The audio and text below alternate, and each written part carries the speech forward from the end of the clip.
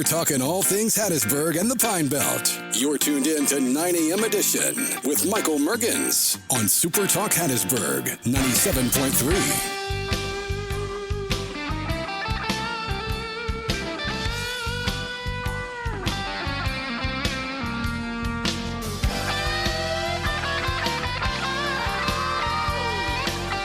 All right, here we go, October 8th on a Wednesday. It's another edition of 9 a.m. edition from our studios in Oak Grove.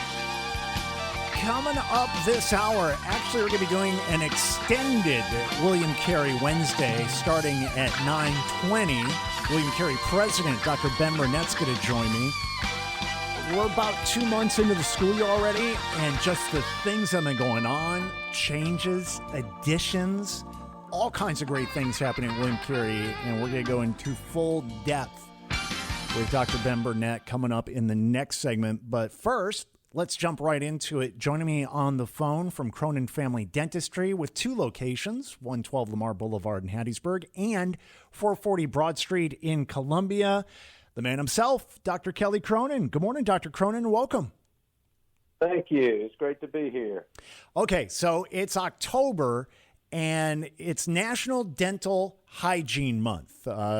Across the United States, month-long observance established by the ADHA, American Dental Hygienists Association, to honor, and I'm sure you can admit this, the people that really do all the work, your dental hygienists, as well as raise awareness about the importance of oral health and promote preventative dental care. So I guess let's just start off, because we don't really talk a lot about the dental hygienists who, when you go to the dentist, that's where you're seeing the longest. They're, of course, looking over your teeth, doing the x-rays, the cleaning, and really kind of are your frontline defense when you go to the dentist. Yeah, we've got great hygienists and a lot of great dental hygiene programs here around the Pine Belt and throughout Mississippi, and they do a great job of training them to recognize early signs of oral and dental diseases, and so they do a great job. Oftentimes we just think of them, well, they're the ones that just clean your teeth, yeah. and certainly they do that, but we just say that because people understand that. But they are, like you said, the first line of defense. You know, they can help see things and help us become aware and point out things to us to help us, further diagnose and get the accurate diagnosis so that we can provide the appropriate treatment necessary.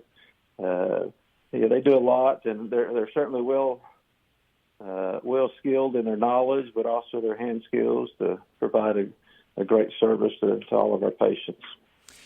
You mentioned we have some great programs across the state of Mississippi. I know just right offhand, Pearl River Community College has a dental hygienist program.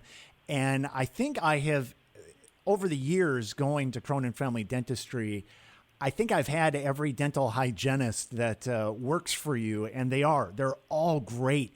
What is it that you look for when hiring a dental hygienist outside of just the experience and the background? What's certain aspects that stand out that hey, this is who we want working for Cronin Family Dentistry? Absolutely. Great question. Yeah. We look for people that have compassion, people that, are not just there just to clean teeth, but realize that there's a person attached to those teeth, and someone that can be compassionate, not only in the way they skillfully do their job, but, in communicating with the patient. A big part of what we do is communications with our patients so that we can kind of better understand what's going on when you're not in the office and what are signs or symptoms that you may be having.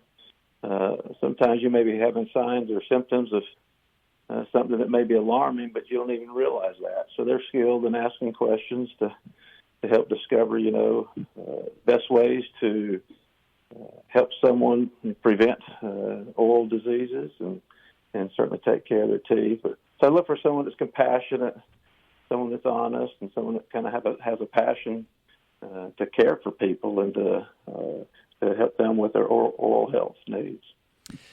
On top of it being National Dental Hygiene Month, of course, the big part is preventative care. That's something we've talked about a lot. We're seeing that within the medical community, that push, especially from insurance companies, go in and do the things that are going to help prevent illnesses and ailments that could become something serious down the road. And so many people wait to go to the dentist when something is wrong and they're in pain, but really that's the forefront of what dental work is preventative, because you encourage people to come to the dentist twice a year. I'm sure some doctors would love their patients to come more than that, but usually it's that yearly checkup and you're good to go. But that's always been the forefront, those 2 yearly cleanings. And that's really, of course, you are doing the cleaning and the overall exam, but it's that encouraging preventative care. Absolutely. Our dental hygienists do great at that, at communicating with patients. They may say, "Hey, I'm noticing some areas here that you're not cleaning as well as some others," and they can give them tips and tricks on how to clean those specific areas a little bit better. And sometimes it's simple things like angling your toothbrush a certain way, and other times it may be completely changing how you do things and the toothpaste that you use, and best ways to use floss, and to get in the areas that may be hard to reach. We get in front of the mirror each morning, we can smile, and we can look at our part of our mouth, but there's a lot of things I can't even see in my own mouth, and so the hygienists are great at seeing every aspect of your mouth and being able to help educate you on how to best take care of and clean everything. And of course, with preventative care, good oral hygiene is essential to preventing those serious oral health issues, but as well, and we've talked about this, creating positive impact on your well-being that people really don't realize when there's things going wrong with your mouth, even if it's something you don't see. And if you're not going to those yearly checkups, a lot of times it's not going to get caught. But that connection to not only our overall health, but our mental health and happiness. There's been so many studies that show good oral health are directly connected to that. You're absolutely right. There's a lot of confidence that comes with knowing that you have good oral health. If you don't come to the dentist regularly, then you're oftentimes left to wonder, am I doing good or not? And notoriously, we may get someone that comes in hadn't been to the dentist for multiple years, and they're always carry with them a little bit of fear and anxiety that something major may be going on that they don't know about. And sometimes that happens, but a lot of times not. And when you come regularly and you get the confidence that you're doing great, that certainly builds your confidence and happiness that things are going well. And a healthy mouth leads to a healthy body. We're talking to Dr. Kelly Cronin with Cronin Family Dentistry. Now, we missed our interview last month in September, which was National Gum Care Awareness Month. And of course, to that preventative care and going to the dentist regularly, that's something that you look at. And I know there's a big push, of course, when it comes to inflammation of gums, which can fuel some of those systemic problems and even cardiovascular disease and diabetes, which we've talked about. We always push, it's important to floss. Your hygienists tell you that. They floss your teeth after the cleaning. But I know there's a bigger push in understanding with the importance of water flossing and just how thorough that is. And some people just, doesn't really matter what they do, they tend to have issues. There's hereditary issues when it comes to gum disease and all that. But I know the last few times I've been in, that's been brought up, the consideration of water flossing. Just how important is that? And is it something that really everybody should consider? Well, water flossing or just flossing with regular dental floss are just two different techniques to help clean, mainly in between your teeth. And for people that have really tight contacts, that's the string floss that we use, that really helps in those areas.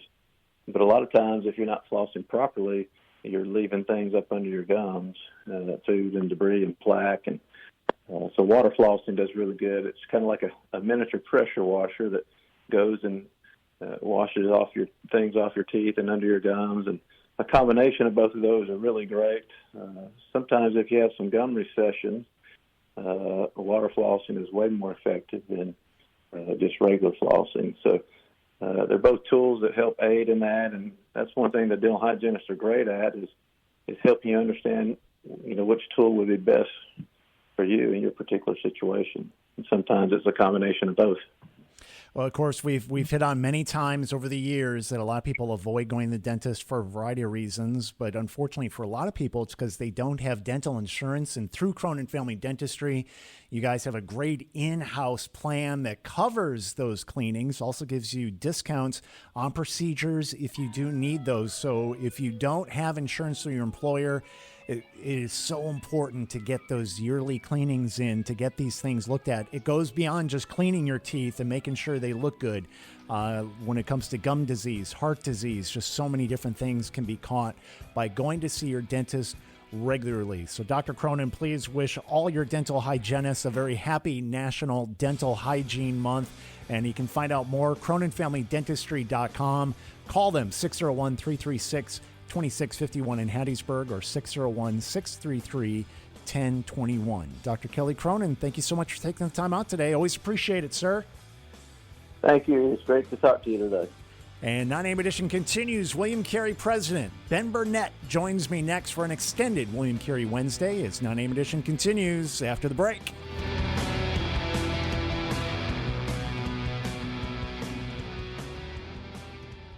Nine AM edition with Michael Mergens. SuperTalk Hattiesburg, 97.3. Well, I thank Dr. Kelly Cronin for joining me in the first segment. CroninFamilyDentistry.com is the website. And it is National Dental Hygiene Month. And be sure to thank your dental hygienist. And as I joked with Dr. Cronin, they're like a lot of our nurses in our clinics and hospitals, they're the ones that really do all the work. So be sure to thank your hygienist. And I appreciate Dr. Cronin for taking the time out today. It is the second segment of 9AM edition, and this could be a little weird because we're pushing William Carey back a little bit because we never have enough time to get everything we want to talk about into the program with my next guest. We won't today. That's just a reality. I've accepted it.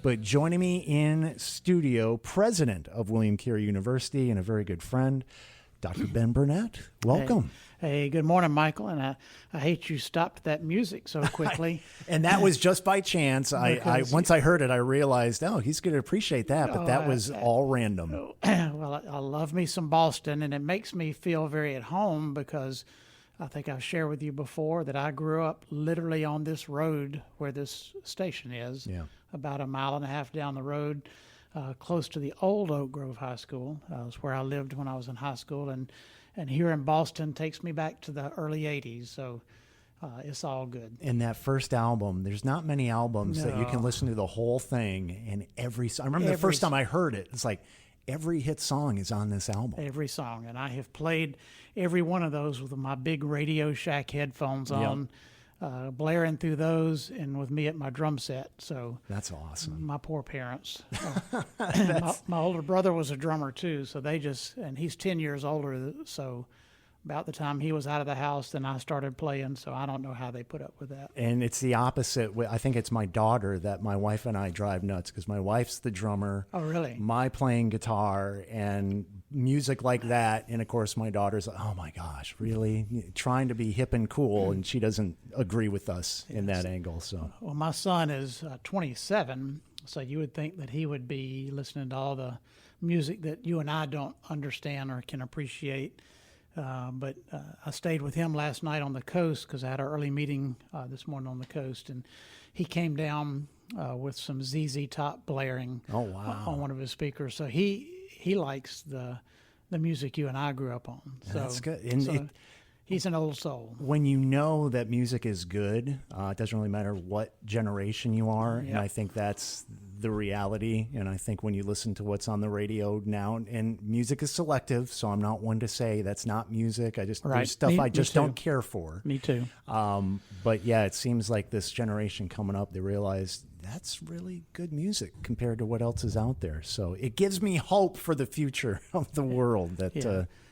He and I have been to 2 ZZ Top concerts. Oh, wow.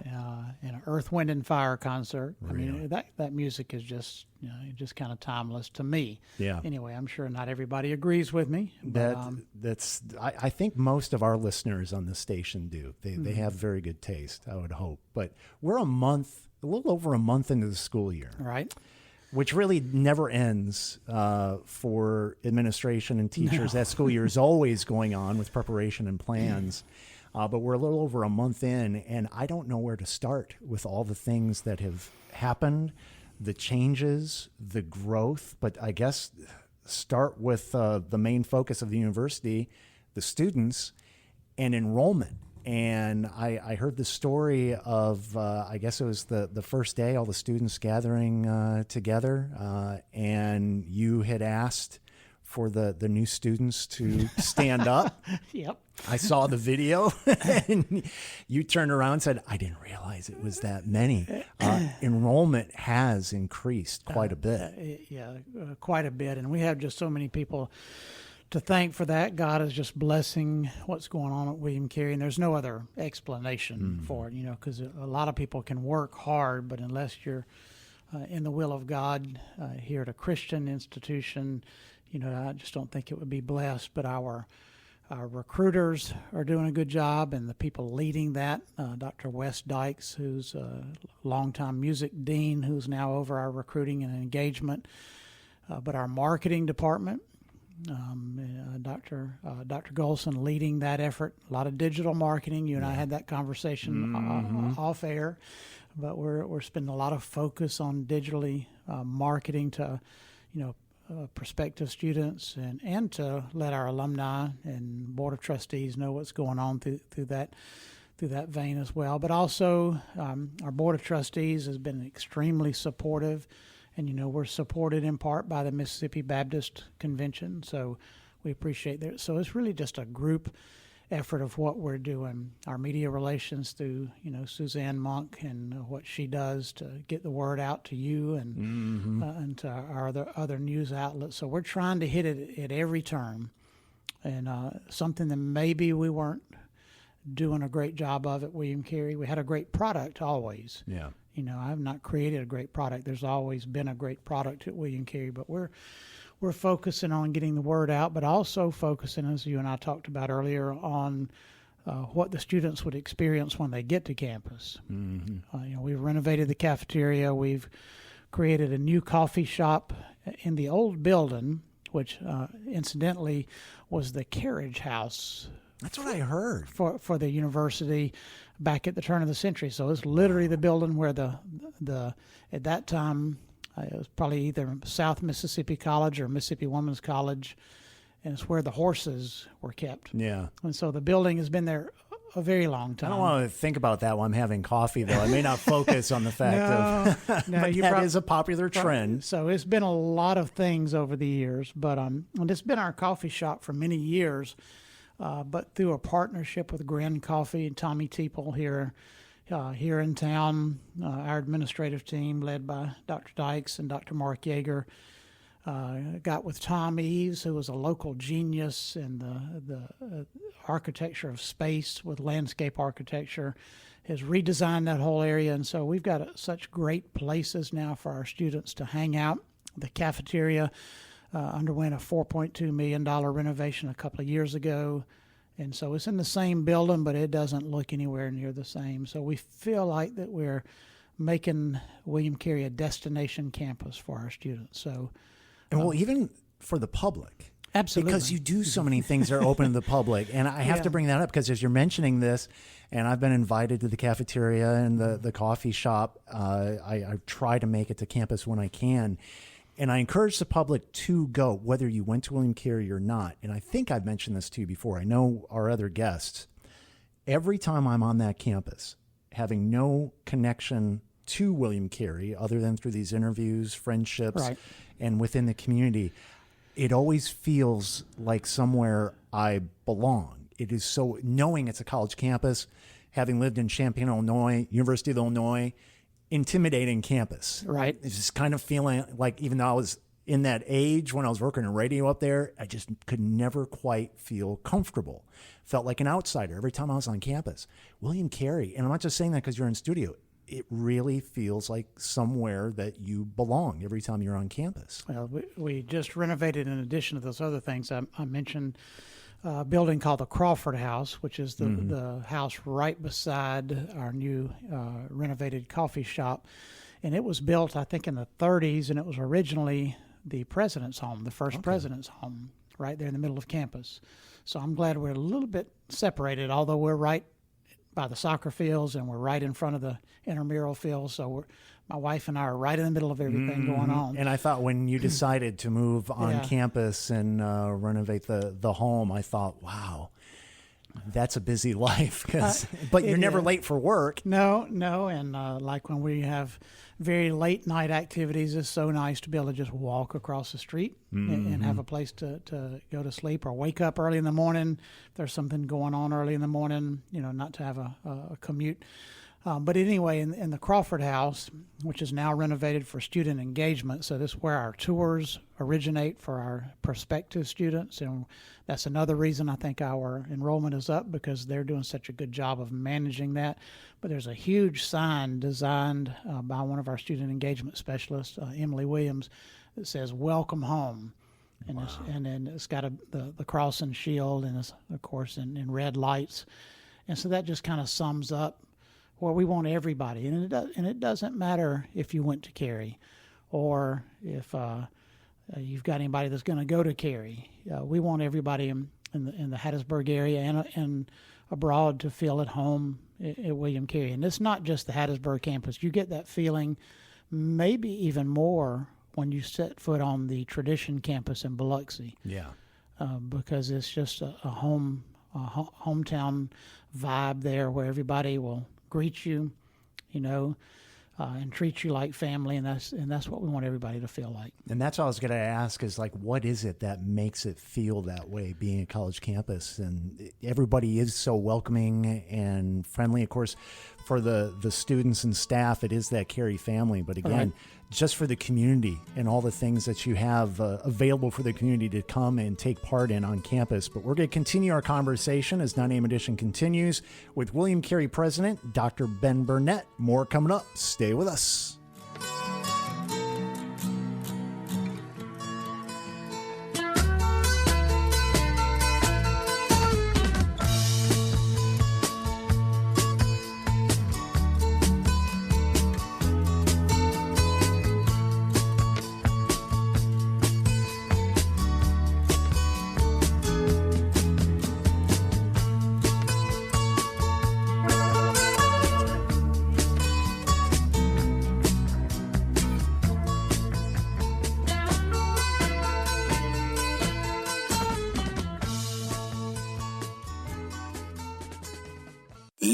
Edition. SuperTalk Hattiesburg 97.3. We continue our William Carey Wednesday segment. Started a segment early because we have William Carey President, Dr. Ben Burnett, in studio, and always a lot to talk about and never enough time to get it all in. In fact, we could really do the William Carey Wednesday segment with Dr. Burnett every week and still never have enough time because apparently you and your staff are gluttons for punishment with all, because, and we've talked about this, William Carey was really Mississippi's best kept secret. Right. For a lot of businesses and places, they like that. Where my wife and I were married in Navarre, Florida on the beach, right. The sign said Florida's best kept secret. We went back a few years ago. It no longer says that because it's no longer, right. And it's packed, it's busy. We're not really looking forward to going back because apparently that's where everyone goes now when they're going to Florida, is Navarre Beach. But with William Carey, when you took over as president, you said you didn't want to be best kept secret. No. You wanted everyone to know about it. And just the steps that you've taken, and even just this outreach to the community and with the city of Hattiesburg and connecting, reminding people, hey, we're a part of downtown Hattiesburg, just that incorporation, everybody does seem to know about William Carey, at least in the state of Mississippi now. Yeah, and we're trying to get out, obviously, more outside of the state of Mississippi too, at least for people to know who we are, because we have a national presence with rankings with in the top 20 for best Christian universities in the country. Our School of Education ranks 9th out of over 900 schools of education in the country. Wow. Our College of Osteopathic Medicine ranks very high. But I want to go back to something you said right before the break about, feeling at home, and something you said just then about Navarre Beach and it changing. My biggest, not hurdle, but my biggest challenge, Michael, is that we always are going to be a place where when you walk on campus, you feel like you're home. Mm. But as you grow, that's more difficult to accomplish. And so we're working very hard, and we're not going to stifle our growth and just say, well, we're full. I've had several meetings with my key leaders this fall and said, look, we've grown tremendously, and we're having challenges with space, with dorm rooms, with parking, with classrooms, things that come with growth, but we can overcome those, and we're not going to stop trying to grow. Mm-hmm. And we may not have the same growth every year. It's probably not sustainable, but we're always going to be a place when you set foot on our campus, you feel like you're at home. The big thing in the draw for a lot of students is those small class sizes, right, as you bring that up. And with that growth, how do you maintain that? By adding more classes? We've had to add a lot of classes, and something we didn't mention back at the beginning of the show, we've converted this year from a trimester system of 10-week terms to a traditional semester system. We were the only ones in the country, we found out, that was doing the kind of calendar we were doing in awarding semester hours, but calling it a trimester. So it really helps us to give our students more time with their professors in the semester system, and they have to take 3 hours more to be full time. Yeah. But that's when you spread it out over a lot more weeks. It's really not a burden that way. But also for our community college transfers, we're about 60% community college transfers. Really? We have great transfer scholarships, and a lot of community colleges now are graduating a ton of students in December. Mm-hmm. Because they're getting dual credit hours in high school. And so we want them to be able to come to us right when they graduate and not have to wait until the middle of February like we were doing before. Yeah. So it's been a lot of adjustments this fall so far, but our faculty has done great. Our staff who support them has done great with this transition so far. Speaking of just that growth, of course, the Tradition Campus down in Biloxi, right, every time I drive by, it's just, you have to remind yourself, oh yeah, William Carey is, and you have the Baton Rouge campus. Right. A lot of people aren't even aware of that right, campus, but you have the new vice president down there who has that community college background. Absolutely. We lost a great leader who retired this past year. Dr. Cassandra Connor had been with us for a long time, and like me, she was a retired K-12. She had been a school principal and district office administrator, came to Carey over 10 years ago, probably about 15 years ago, and did a great job in leading that campus. But now we have Dr. Ladd Taylor, who is a local product. He's from Wiggins, still lives in Wiggins, and he worked for Mississippi Gulf Coast Community College at the PERT campus for 23 years. Wow. And most recently, he was the vice president of that campus. So he comes to us with knowledge of the coast and Hattiesburg, knowledge of the community college system so he can connect with them, knowledge of running a campus that has residential students on it because he was directly over that.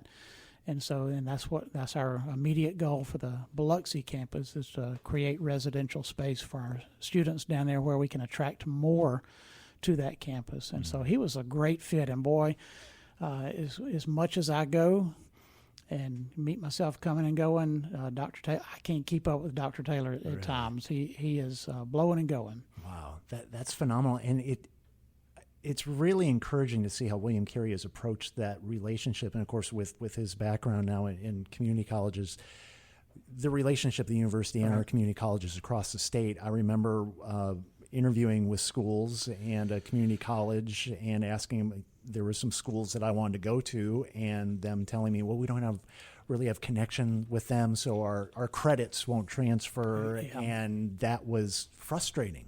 But I know William Carey has really stepped up, and you've opened that door that a lot of our community colleges, certainly Pearl River and Gulf Coast and Jones, are kind of extensions of William Carey. Because like you said, so many of those students now are going on after they graduate. Yeah, and we hope that they consider us an extension of them, because we don't try to, once a student makes the decision to go to community college, we don't try to recruit them away, but we do remind them of the great transfer scholarships we have, especially the PTK, which is the highest honor organization for community college. The scholarship for those students is almost $10,000 a year once they transfer to William Carey. And so we want them to complete their community college degree before they transfer. But those three that you mentioned, we've got 15 in the state, I believe, and they're all successful.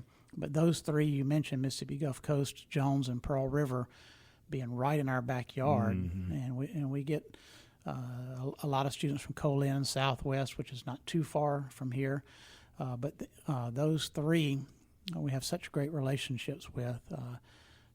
Mississippi Gulf Coast now is the largest community college in the state. Really? And Pearl River has a great enrollment, and their president, Dr. Breerwood, is a two-time William Carey graduate. Played baseball for us. He's in the Athletic Hall of Fame, Alumni Hall of Fame. And then Jones, I just saw about a week ago that they've announced one of their largest enrollments in over a decade, over 5,000 students. Really? And Dr. Smith is great to work with and very supportive. So we treasure that relationship. And now in all fairness, we've been working hard to increase our first-time freshman students, because we do think there's value in getting students there at the beginning, but we don't want to give up on, if they don't make that decision. And our first-time freshman university-wide since 2022 has grown by 80%. Wow. So that is crazy thinking about it. So we have done very well, but we also have hit records in our transfer students. So we feel like we're being successful on both ends, getting more at the very beginning, but also getting more who are transferring. And so there are enough high school graduates in this heavily populated area between here and the Gulf Coast for us to all be successful. Yeah. And so in a way, you think you're competing against other schools, community colleges, even against Southern Miss, but we're all trying to do the same thing, and the more we're all successful is better for Mississippi. Well, and it's shown certainly within those numbers. And of course, what I always use when I talk about William Carey, so many great programs with the music programs and a Carey Christmas. I don't think I've gotten a chance to talk to you about that. That was the first one I went to last year. And what do you think? We're dragging my daughter, whether she wants to go. She's in that age of, I don't want to. We're taking her because we just have this feeling that she's just going to get completely engulfed in what's going on. Well, she needs to contact Dr. Weiss and sing in our children's choir. Yes, and Dr. Weiss has brought that up. Right. She's she's taking a break from singing this year. I don't know where that attitude came from, but she said, I need a break this year.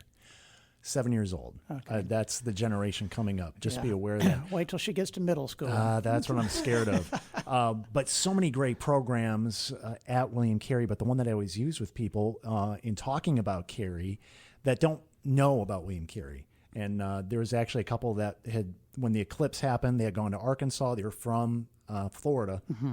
Gone to Arkansas. We're driving back through, had stopped at Ed's Burger Joint. We were at Ed's Burger Joint, just started talking. And he was curious, the father, about what is Hattiesburg. What started talking about Carey first. It's like, well, we have the largest medical school in the state. Right. His eyes were like, really? Here in Hattiesburg? That's what I bring up all the time. And again, great programs, but to have that accolade, and now just receiving the 10-year accreditation for that program, that's for this area, for Hattiesburg. I want people to understand how big that is and how important that is to our community as well as the state. Yeah, we're graduating 200 doctors a year. Wow. And a 10-year accreditation that we just received word about a week ago, and that's the longest accreditation cycle that they'll award. So that means that our program is not just big and not just in a brand new 3-story Institute for Primary Care building that we just opened, but it's credible. Yeah. And if it wasn't credible and wasn't successful, we wouldn't get a 10-year accreditation. So Dr. Subarow and his team has done a great job in leading this for, nationally recognized, and certainly within the Gulf South recognized as one of the leaders in medical education. And in addition to that, almost 1,100 nursing majors this fall alone. So, and all passing the NCLEX 100%. That's right. Having a wife that went through that. That's not and easy. I told her, she's like, that's crazy. Yeah. But that just shows just the quality of education that these students are getting. One more segment to go. We're going to continue our conversation with Dr. Ben Burnett, president of William Carey University, and info on homecoming. If you're familiar with William Carey, you're thinking, well, it's not spring. No, it's not. That's one of the other changes that's going on. So we got a busy month ahead of us this October as 9 a.m. edition continues. Stay with us.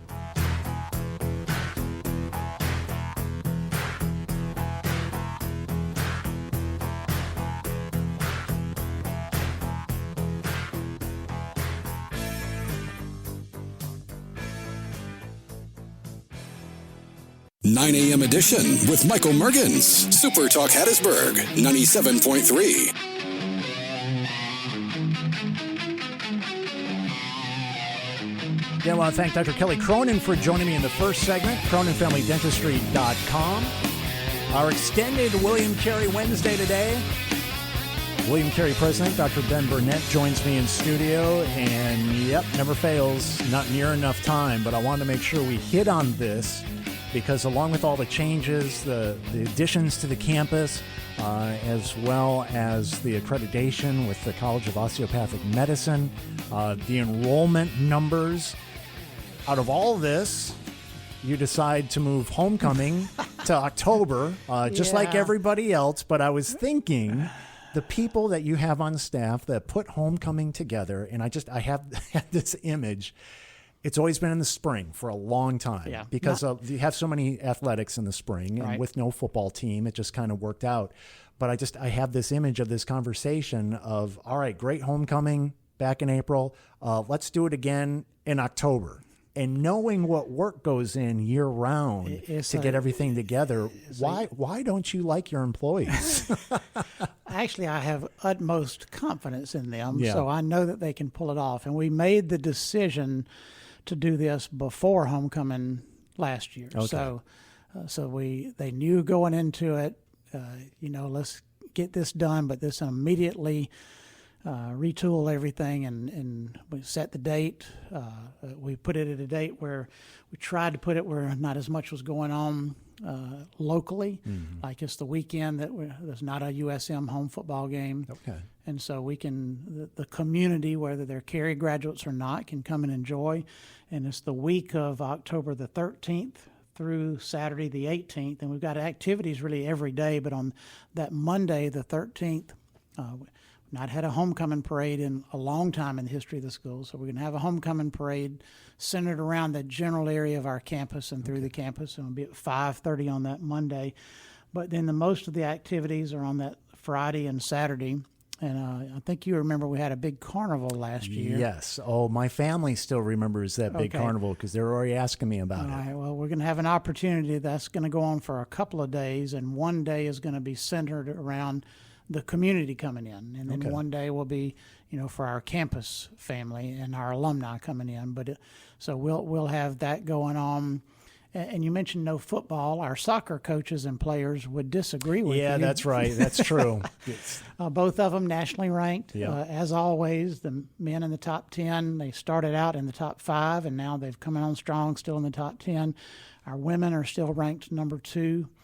And coming into some big conference games coming up very, very soon. But on that Saturday, we have men's and women's soccer and key conference matchups that afternoon and that evening. And we've got exhibition baseball going on, and then I believe we also have some softball going on. Our volleyball team, unfortunately, will be playing away that weekend, so we can't get all of our athletics at one time. But as you know, with us, a lot of music activities going on because we're a school, we're a college of music through and through, with so many ensembles going on. So it's going to be a great week that we want the public to come out and celebrate, whether you're coming home to your university or just supporting your local university, because whether you went to Carey or not, we have over $100 million impact to the economy of Mississippi, an average of 131, and just in the Pine Belt area, the Hattiesburg campus has an economic impact of over $80 million a year. Wow. I didn't realize it was that much. Yeah, so celebrate, and that's a 10-year average. So you think about with our growth and everything going on now, it's obviously more. So there's a lot of reasons to support and celebrate William Carey University, regardless of who you cheer for in athletics, or regardless of what where your kids went or where you went to school. William Carey has been here the longest, 133 years old, and a reason to celebrate us in every way. Welcoming campus, open to the public, and again, just every time I'm on campus, I feel like I belong there, like I'm a Carey graduate. And that feeling is just, it's so unique. But again, that's why I like doing these segments, and really why we kind of push forward with it. I don't even know how many years we've been doing William Carey Wednesday, but understanding, just like we do our Camp Shelby segment during the month, we do our PRCC Wildcat radio show, that understanding that all these parts make a quality of life in this area that some people probably take for granted because they don't realize what creates just the economy and helps support the economy. But if you take the time and step back, there's a lot of pride in that. You realize, wow, there's not many communities the size of Hattiesburg that have two big universities, that have access to two junior and community colleges, and just the athletics, the sports, the arts, the music. You really don't have to go very far to experience this. And you don't. And in addition to not just the community colleges and the senior colleges in the immediate Hattiesburg area, we also have great K-12 schools that you can choose from.